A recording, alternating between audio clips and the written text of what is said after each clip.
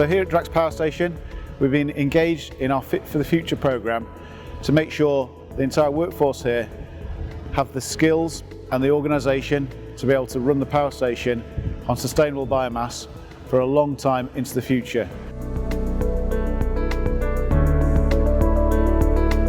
The overall transition needed to be done because Drax is a hugely forward-thinking business, and there's many new aspects to electricity generation that we've got to abide by: rules, regulations, emissions targets, etc.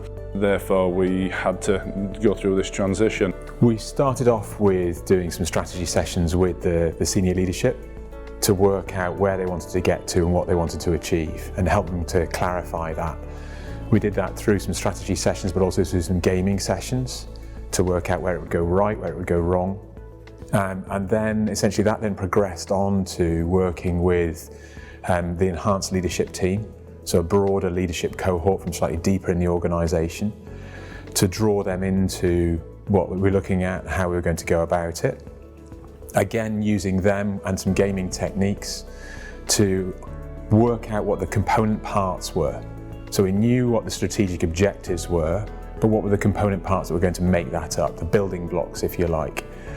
So that's the point at which we then started to select and recruit a wide range of the organisation, from really quite junior all the way up through the different levels, across different departments, put them into those teams. Then there's 6 functional areas that they worked out they needed to look at, around culture change, around risk, around how they coordinated, how they basically executed their work.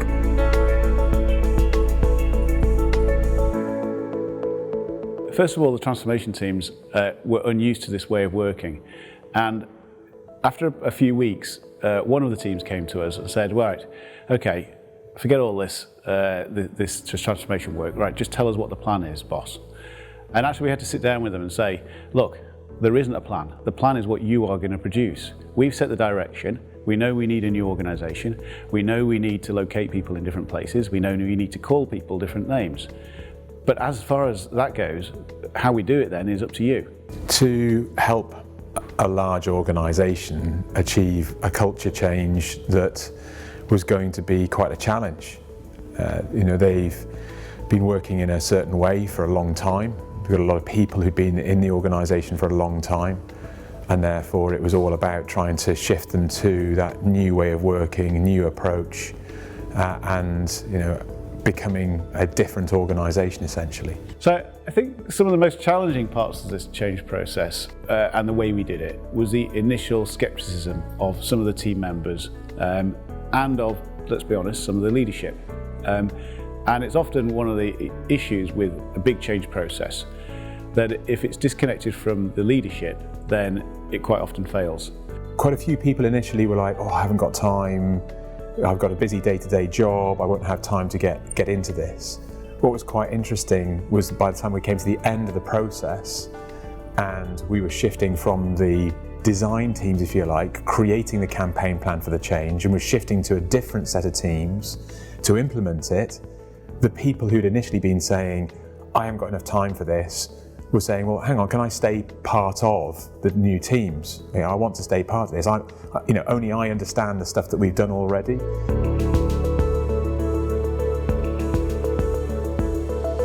My advice for anybody who's thinking about doing major change like this is, first of all, make sure you engage with the leadership at all different levels, and do that with time. So we spent 6 months doing that up front before we even started engaging with the transformation teams and the volunteers. We then set it out as a very relatively fast process so people don't get fatigued, and they can then do the process, get involved, and then come out of it. And then we actually had another team then of volunteers who came in and actually did the implementation. To summarise, I think leadership engagement, making sure that you spend adequate time preparing, getting the right cross-sectional volunteers and the transformation teams, and then giving people an exit, an off-ramp, so that other people can come in and get involved. I think it's been a great opportunity for people to display new talents, to learn new skills, and for the business to benefit from those personal gains. You get unexpected results, but you get great results.